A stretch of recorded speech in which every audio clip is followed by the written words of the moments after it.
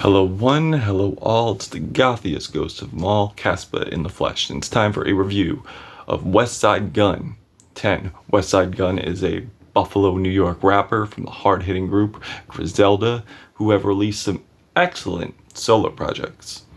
From Conway the Machine, my personal favorite of the group, with From a King to a God, God Don't Make Mistakes, which may be my rap album of the year. Thinking about it.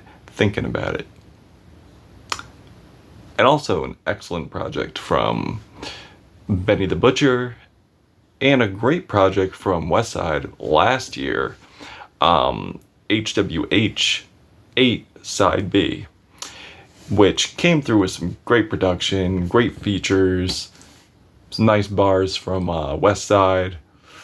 Very ambitious too, very ambitious project, with it running close to an hour. A lot of tracks on that thing, and definitely his best yet. So going into this, I didn't know what to expect, because truth be told, Westside hasn't always done it for me. I do find kind of a very inconsistent level of enjoyment when it comes to his albums. They could either underwhelm me profusely or just be okay. Like his last project, Peace Fly God, I found to be very underwhelming, and definitely not as great as his last project. If I had to make a comparison to him, I would say in terms of pitch, it's Ghostface, except his lyrics are less eccentric and less focused, for sure. But with that being said, he does come with his own style. I do know a Westside feature. I do know a Westside vocal. I do know Westside when I hear it, especially with his elongated, pitchy vocal performances from his ad-libs. Bow, bow, bow, bow.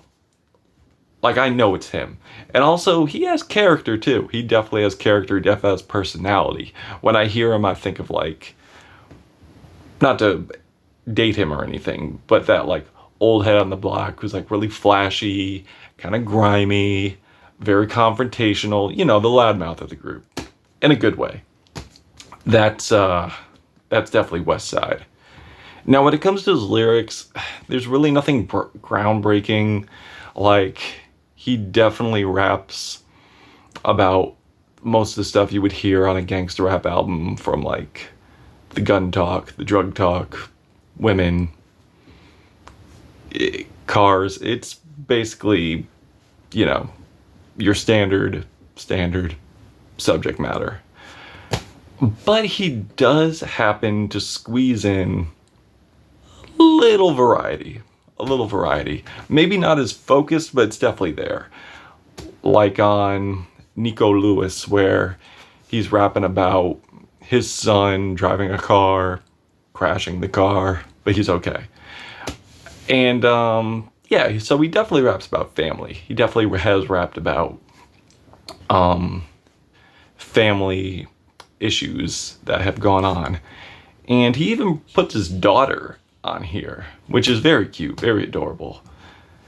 And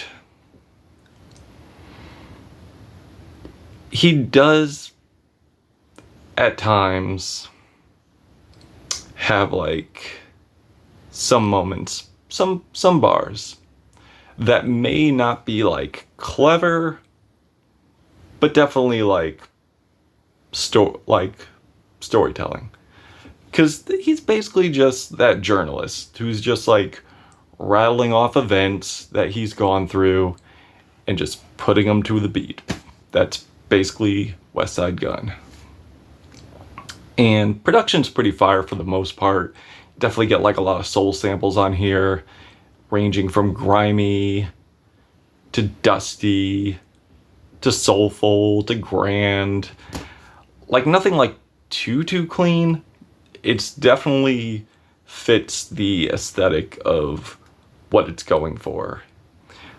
I love the Super Kick Party production. I love like the swelling, descending vocal samples over these grimy, ominous, dissonant keys with this boom bap beat. Has a really driving feel too. Like it definitely makes me feel like I'm like in this Gangsta comic book with a rainy setting and he's just handling mob shit. BDP is another highlight for me as well, with these lingering samples and vintage vinyl essences that are on there. Really giving it like a Wu-Tang vibe. And really leaning towards a Ghostface vibe too, if I do say so myself. And another thing too, Ghostface actually appears on this along with Raekwon, and they kill it on Science Class.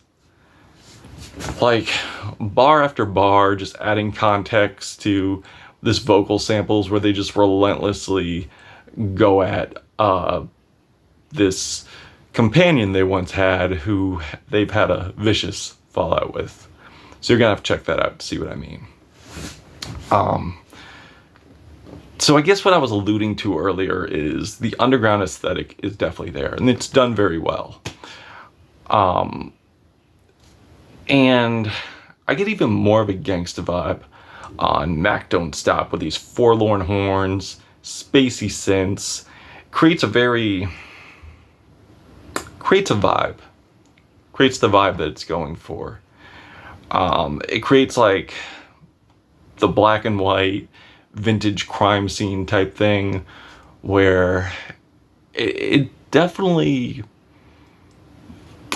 reigns as something you would have heard in like the black and white, the trench coat, the diner, where he's just like planning his next hit. Basically the vibe I get from it. Like as far as features go, they normally don't miss on here, especially with the dynamic duo Run the Jewels, where they come in on switches on everything, where it has this lavish like man-made vibe on here, or man-made, made man vibe on here, where just, you know, it just it casts the whole mob boss feel on here. Like it's very loungy and kind of gospel in a way too, with these very rich synth leads on here. And LP comes through with a very thoughtful verse, steady flow, and Killer Mike just comes through with these really clever bars with these killer triplet flows, and has a solid hook too. And also legendary artists, Black Star, come through on here, and it's great. Like these atmospheric breakdowns, very spacey production, and they have like a lot of great chemistry on here. And I do wish that this was on their last album, but what are you gonna do? There's always the next one. Now as far as spacey type goes, it doesn't always go well. I didn't really care for the production choices on Shootouts and Soho. Like it sounds like a score to a movie that would have been watched in Mystery Science Theater. And if you know about Mystery Science Theater, you know that's pretty low tier. God Is Love is a pretty much non-starter for me. It has like this really tedious production. And yeah, so the production kind of takes a lull at points and kind of brings the track down. The track list down. And even though I do love hearing Griselda on a track, I do feel like, even though they delivered here, the melodies on here leave a lot to be desired. The production is pretty standard. not really anything special or compelling, you know. So overall, I did enjoy this. I think it's a decent project from Westside. I just wish there was more topical focus here. I do wish production was more consistent when it comes to quality. But yeah, for the most part, it's a Westside project. And I'm feeling 3.5 out of 5 on here.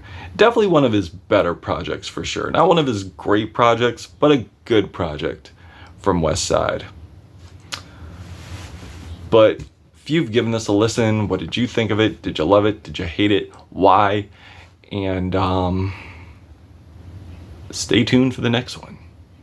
Caspa, Westside Gunn, 10.